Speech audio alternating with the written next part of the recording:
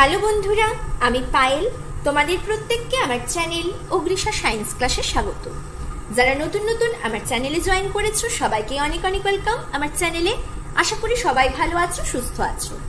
আজকে আমি যে ভিডিওটা দিচ্ছি তোমাদের ডাউট সলভিং ভিডিও, যেখানে তোমরা আমি মাধ্যমিক 2025-এ ফিজিক্যাল সায়েন্স 8.5 চ্যাপ্টারের নাম ধাতুবিদ্যা যেই সাজেশনস দিয়েছিলাম, সেখানে বলেছো 12 নম্বরের কোয়েশ্চেনে ডাউট আছে, সেই অ্যান্সারটা আমি তোমাদের আজকে প্রোভাইড করে দিচ্ছি। 12 নম্বরের কোয়েশ্চেনটা কি ছিল একবার দেখে নাও। 12 নম্বরের কোয়েশ্চেন যেটা ছিল MSO4 মানে যে কোনো একটা ধাতুর সালফেট লবণ, তার জলীয় দ্রবণকে যদি আমরা তড়িৎ বিশ্লেষণ করি, ক্যাথোডে কি বিক্রিয়া ঘটে লেখো, বিক্রিয়াটি জারণ না বিজারণ, বিক্রিয়া যুক্তি সহ লেখো। 2 মার্কসের এই কোয়েশ্চেনটা আমি দিয়েছিলাম সাজেশনস। এই কোয়েশ্চেনটা তোমরা পারোনি, বলেছো লিখে দিতে। কিছু কিছু জিনিস একটু মাথায় ঢুকিয়ে নাও এই কোয়েশ্চেনটার জন্য। যেরকম তড়িৎ বিশ্লেষণের আইডিয়াটা আছে তোমাদের, তড়িৎ বিশ্লেষণ একটা আলাদা চ্যাপ্টার তোমরা পড়েছো, চ্যাপ্টার 8-এরই পার্ট একটা। সেখানে তোমরা দেখেছো যে তড়িৎ বিশ্লেষণ যখনই করা হয়, ক্যাথোডে যে রিঅ্যাকশনটা হয় সেটা সব সময় বিজারণ হয়। সেটা শুধু সালফেট লবণ নয়, ক্লোরাইড লবণ থাকুক, নাইট্রেট লবণ থাকুক, সালফাইড লবণ থাকুক, ব্রোমাইড লবণ থাকুক, আয়োডাইড লবণ থাকুক, যা খুশি লবণ থাকুক না কেন, যদি কোনো ধাতুর লবণ থাকে, ক্যাথোডে যে রিঅ্যাকশনটা হবে সেখানে ইলেকট্রনটা গ্রহণ হয়। ইলেকট্রন গ্রহণ হয় বলে তাকে আমরা বলবো বিজারণ বিক্রিয়া। মানে ক্যাথোডে সবসময় যখনই তড়িৎ বিশ্লেষণ হবে যে কোনো কিছুর লবণই, সেখানে হয়ে যাবে বিজারণ বিক্রিয়া। যখন ক্লাস 11-এ আবার তড়িৎ বিশ্লেষণ চ্যাপ্টারটা তোমরা পড়বে, যদি সায়েন্স নিয়ে পড়ো, আবার তোমরা কেমিস্ট্রির মধ্যে এটা দেখতে পাবে এই চ্যাপ্টারটা। সেখানে দেখবে তোমাদের বলা হবে একটা ওয়ার্ড লোন, মানে এটা তড়িৎ বিশ্লেষণ করাটা তো একটা এক্সপেরিমেন্ট। জলীয় দ্রবণ নি, ক্যাথোড নি, অ্যানোড নি, ক্যাটায়ন আর অ্যানায়ন মানে কি, যখন কোনো মৌলের মধ্যে পজিটিভ চার্জ থাকবে সেটা হলো ক্যাটায়ন।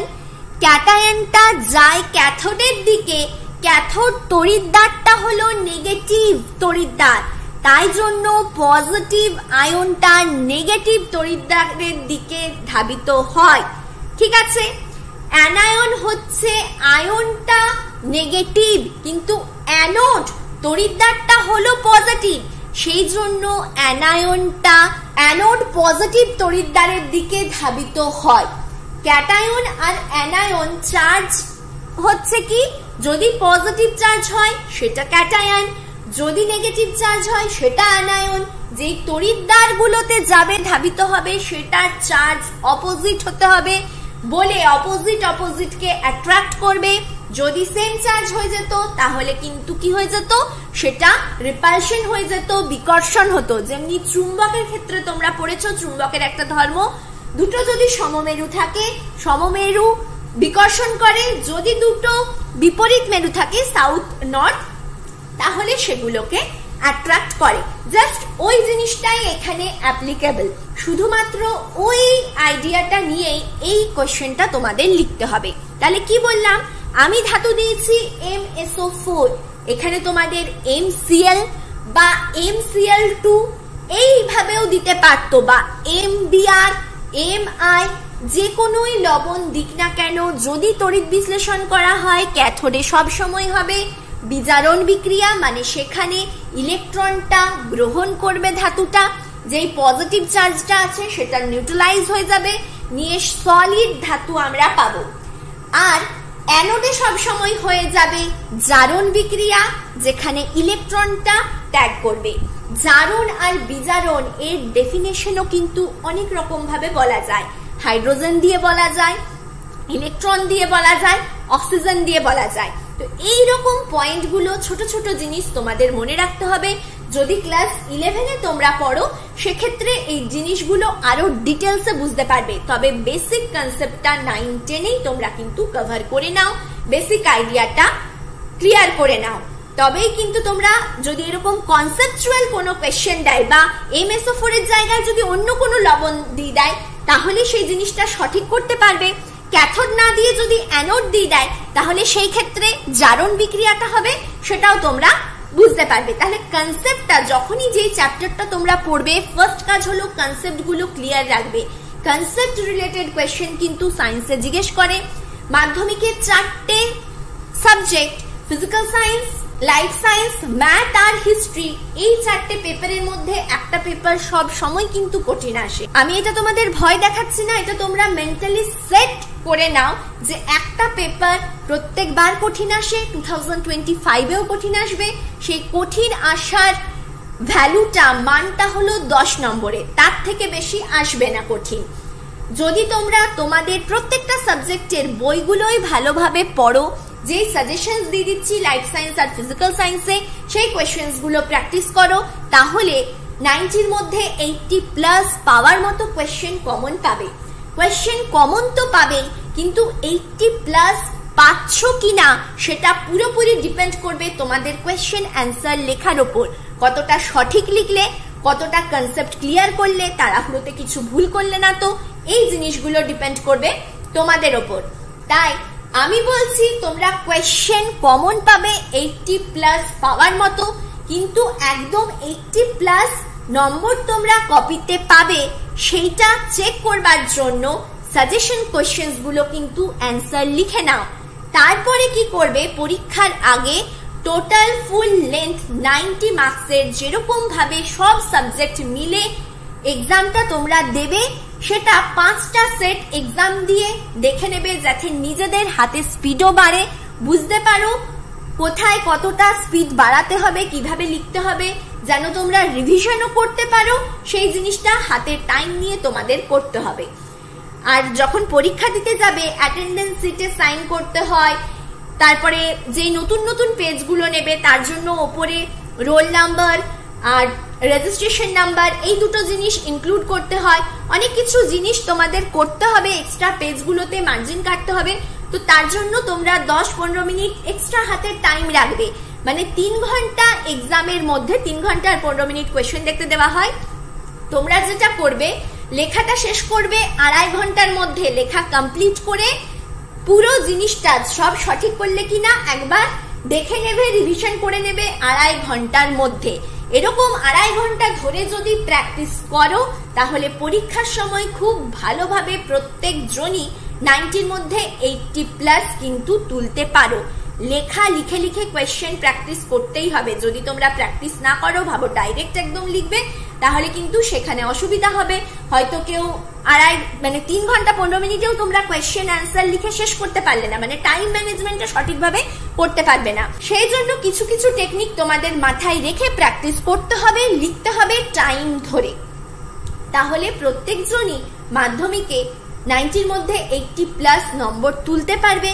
আর নিজেদের কপি নিজেরা চেক করবে। কিভাবে দেখবে কপিটা? যখন কপি চেক করবে তখন এইটা ভেবো না যে আমি আমার কপি চেক করছি, মানে এরকম ভাববে তুমি একজন টিচার যে একদম নম্বর দেয় না, একটু ভুলেই নাম্বার কাটে। এরকম ভাবে যদি তোমরা নিজেদের কপিটা নিজেরা চেক করো, তাহলে কিন্তু নিজেরা বুঝতে পারবে কোথায় কোথায় ভুল করছো, আর নিজেদের ইমপ্রুভমেন্টটা সহজে তোমরা করতে পারবে। নিজেদের ভুল ধরতে পারলে সেই ভুলগুলোকে কারেকশন করে তোমরা পরীক্ষার সময় খুব ভালো নম্বর নিয়ে প্রত্যেকজনই পাস করতে পারবে। বোঝা গেল কি কি করতে হবে বেশি নম্বর পাওয়ার জন্য আর 80+ পাওয়ার জন্য। Physical science, life science, math, এমনকি হিস্ট্রিতেও এখন 100-এ 100ও কিন্তু তোলা যায়। সেটা পুরোপুরি ডিপেন্ড করছে তোমাদের ওপর। তোমরা যদি চাও বইটা ভালোভাবে, টেক্সট বুকটাই ভালোভাবে পড়েও এই সাবজেক্টগুলোতে 100-এ 100 পেতে পারো। ইংলিশেও 95 অ্যাবাভ এখন নম্বর উঠছে, যেভাবে কোয়েশ্চেন প্যাটার্ন মাধ্যমিকে তোমাদের আসছে। তো যেরকম ভাবে শর্ট কোয়েশ্চেন প্যাটার্ন তোমাদের আসে, তার জন্য কিন্তু বইয়ের একটা লাইনও মিস করতে পারবে না। আর ফিজিক্যাল সায়েন্স, লাইফ সায়েন্স, ম্যাথের ক্ষেত্রে বলবো কনসেপ্ট কিন্তু ভীষণ ভীষণ ভাবে ফার্স্ট ডে থেকে ক্লিয়ার করবে, তবেই 100-এ 100ও তুলতে পারবে। 4টে সাবজেক্টের মধ্যে একটা সাবজেক্ট কিন্তু পরীক্ষাতে কঠিন হবে। আমি তোমাদের সাজেশনস দিচ্ছি মাধ্যমিকে লাইফ সায়েন্স আর ফিজিক্যাল সায়েন্স। লাইফ সায়েন্সে বেশি কোয়েশ্চেন কমন পাবে মাধ্যমিক 2025-এ, কারণ লাইফ সায়েন্স চ্যাপ্টার 5টার মধ্যে যা সাজেশনস দিয়ে দেবো সেখানে কোয়েশ্চেন নাম্বার কমন আসার বেশি হবে। ফিজিক্যাল সায়েন্সে কোয়েশ্চেন নাম্বার বেশি হবে এর মানে এটা নয় তোমরা এখান থেকে কোয়েশ্চেন কমন পাবে না। যেই কোয়েশ্চেন্স গুলো আমি কভার করেছি সেই কনসেপ্ট রিলেটেড কোয়েশ্চেন ডেফিনেটলি তোমরা পাবে, যার জন্য 80+ পাওয়ার মতন কোয়েশ্চেন কিন্তু তোমরা কমন দেখতে পাচ্ছ ফিজিক্যাল সায়েন্সেও। আর যদি পুরো সব হুবহু কমন পেতে চাও তাহলে যেটা আমি বলি, কুইক রিভিশন সিরিজটা একবার নয় যতবার এক্সাম দিতে যাওয়ার আগে যতবার পারবে ততবার দেখবে। ওখানে কিন্তু তোমাদের খুব সহজে বইটা রিভিশন হয়ে যাবে, প্র্যাকটিস হয়ে যাবে, বারবার পড়া হয়ে যাবে। আরেকটা কাজ আমি দিই ফিজিক্যাল সায়েন্সের জন্য, ম্যাথ কোয়েশ্চেন যেহেতু আসে তাই তোমরা ম্যাথের ফর্মুলাগুলোকে একটা জায়গায় লিখে রাখবে। চ্যাপ্টার 2 থেকে চ্যাপ্টার 6 পর্যন্ত ম্যাথ কোয়েশ্চেন আসে, যেখানে চ্যাপ্টার 3 থেকে 4 মার্কসের ম্যাথ কোয়েশ্চেনই তোমরা পাবে। কিরকম ভাবে চ্যাপ্টারের কোয়েশ্চেনস গুলো আসে কনসেপ্ট আমার ক্লিয়ার করানো রয়েছে। আচ্ছা, এই ক্ষেত্রে আমি একটা জিনিস বলে রাখি, অভিনবর আমি যেই বইয়ের সলিউশনটা দিয়েছিলাম সেটা কিন্তু পুরনো এডিশনের সলিউশন। কোয়েশ্চেন তোমরা দেখতে পাচ্ছ, কিভাবে অ্যান্সার সলভ করেছি সেটা তোমরা দেখতে পাচ্ছ। যাদের কাছে নতুন এডিশনের বই আছে, এখন চেঞ্জ হয়েছে, তারা বারবার বলছো যে এইটা তো মিলছে না তোমাদের সাথে, কোয়েশ্চেন যেটা আমি দেখিয়েছি সেই কোয়েশ্চেনের সাথে অ্যান্সার আমি সলভ করে দিয়েছি। যদি সেগুলো তোমরা সঠিকভাবে বুঝতে পারো, কনসেপ্ট যদি ক্লিয়ার থাকে, নতুন বইয়ে যাই কোয়েশ্চেন থাকুক তোমরা সেগুলোকেও কিন্তু খুব সহজে অ্যাটেম্প্ট করতে পারবে। আর যদি ভাবছো ম্যাথগুলোকে মুখস্থ করবে, তাহলে পরীক্ষার সময় এমন কোনো কোয়েশ্চেন্স দিয়ে দিল যেখানে ডাটা চেঞ্জ করে দিল, কনসেপ্টটাকে চেঞ্জ করে দিল, তখন তোমরা কি করবে? পরীক্ষার সময় 4 নম্বর কোয়েশ্চেন কি ছেড়ে দেবে যে আমরা করিনি সেজন্য? ম্যাথ মুখস্থ কিন্তু কোনো দিনও করতে যেও না ফিজিক্যাল সায়েন্সের ম্যাথগুলো। তোমরা যেটা করবে, যেই ম্যাথটা করছো সেই ম্যাথের কনসেপ্টটা বুঝছো কিনা, কিভাবে সলভ করা হচ্ছে সেগুলোর ওপর ফোকাস করো, কনসেপ্ট গুলোকে ক্লিয়ার করবার চেষ্টা করো। ম্যাথ মুখস্থ হবে না, ম্যাথ আসবে।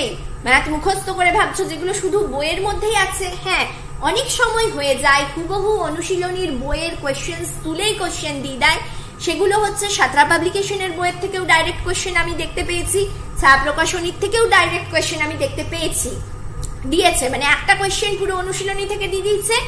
অরে যেটা দিয়েছে, জেনারেলি ম্যাথগুলোতে তোমরা অর পাবে, অরের যে কোয়েশ্চেনটা দিয়েছে মানে দুটো ম্যাথের মধ্যে একটা অ্যাটেম্প্ট করতে হবে, সেটা অন্য কোনো জায়গা থেকে অন্য কোনো কনসেপ্ট থেকে দিয়েছে। একটা পুরোপুরি হুবহু বইয়ের পুরো ডাটা তুলে কোয়েশ্চেন দিয়ে দিচ্ছে, এরকমও হয়েছে, হয় না তা নয়। কিন্তু এবারে যদি ঠিক করলো ফিজিক্যাল সায়েন্স কোয়েশ্চেনটাই একটু টাফ করবে, হয়তো দিল না অনুশীলনীর ম্যাথগুলো, তখন কি তোমরা ভাবছো ম্যাথগুলোকে সব ছেড়ে দেবে, কোয়েশ্চেন অ্যান্সার শুধু যেগুলো বইয়ে আছে সেগুলোকে মুখস্থ করে নিয়ে গিয়ে? সেটা কিন্তু হয় না, কনসেপ্ট ক্লিয়ার করো।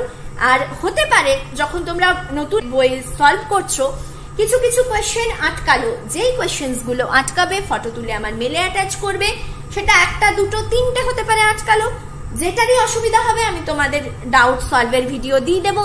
যদি চ্যাপ্টারটা বুঝতে পারো, ম্যাথ যদি বুঝতে পারো, তাহলে প্রত্যেকটা কোয়েশ্চেন আটকাবে, সেটা আমার মনে হয় না এটা হওয়া উচিত যখন সলভ করবে নতুন এডিশনের বইটা।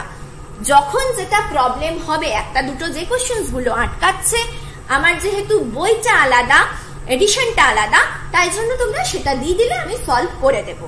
বোঝা গেল? এটা একটা অনেকের ডাউট ছিল, অনেকেই কমেন্ট করেছো, এটা আমি আজকে ক্লিয়ার করে দিলাম তোমাদের। ঠিক আছে, এবারে বলে দিই এই কোয়েশ্চেনটার অ্যান্সারটা কিভাবে লিখবে। MSO4, M যেখানে ধাতু, এটা ধাতু লবণ, তার জলীয় দ্রবণে যখন বিয়োজিত হবে M+2 উৎপন্ন হয় আর SO4-2 উৎপন্ন হয়। যদি এটা শুধু MCl থাকতো তাহলে Cl- উৎপন্ন হতো, MCl এর জন্য বলছি, আর M+ উৎপন্ন হতো। যদি MCl2 থাকতো এই যৌগটা, তাহলে M+2 উৎপন্ন হতো আর 2Cl- উৎপন্ন হতো। এই ব্যালেন্স গুলো আশা করি রিঅ্যাকশন লেখার তোমরা জানো।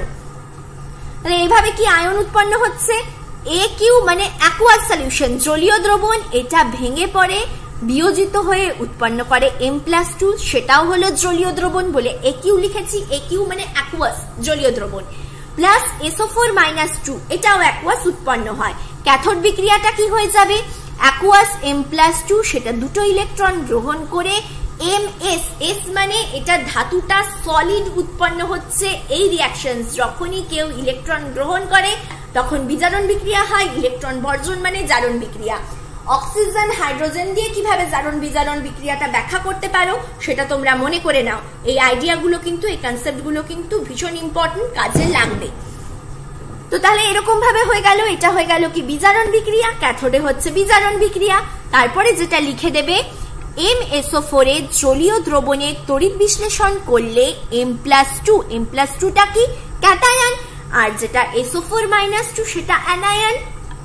নেগেটিভ তড়িৎগ্রস্ত ক্যাথোডে, ক্যাথোডটা নেগেটিভ বলে পজিটিভ চার্জ ক্যাথোডের দিকে অ্যাট্রাক্টেড হচ্ছে, মুভমেন্ট হয়।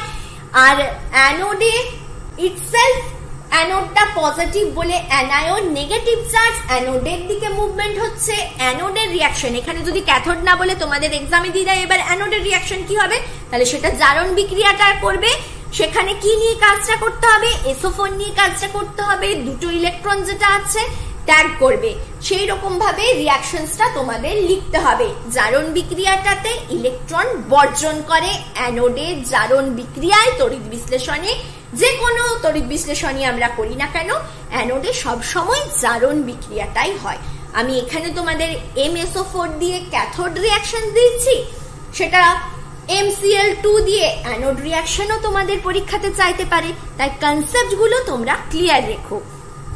সেখানে ক্যাথোডে গিয়ে দুটো ইলেকট্রন গ্রহণ করে বিজারিত হয়ে M ধাতু, যেখানে Mটা হলো কঠিন বলে সলিড লিখেছি, রিয়াকশনস গুলো লিখবার সময় দেখবে কোথাও S লেখা থাকে, কোথাও Li লেখা থাকে, Li মানে লিকুইড, কোথাও এইভাবে G লেখা থাকে, G মানে হলো গ্যাসিয়াস।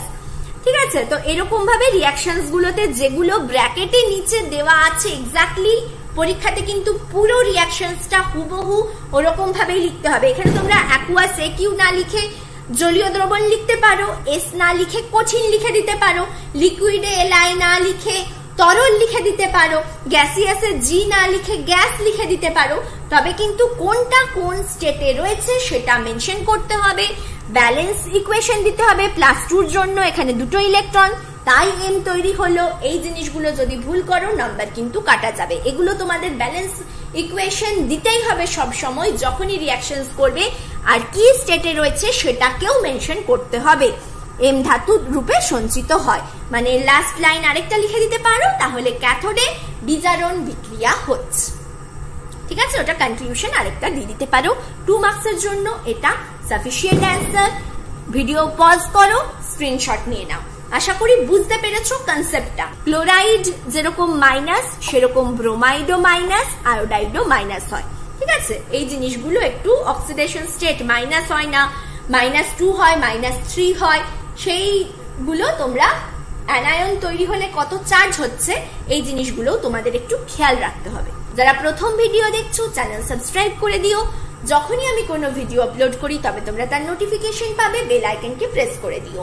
যারা আছো আমার চ্যানেলে তোমরা বন্ধুদের সাথে ভিডিও শেয়ার করো, তাহলে তারাও চ্যানেলে জয়েন করতে পারে। আজ এখানেই শেষ করলাম, ভালোভাবে পড়ো। Thank you for watching.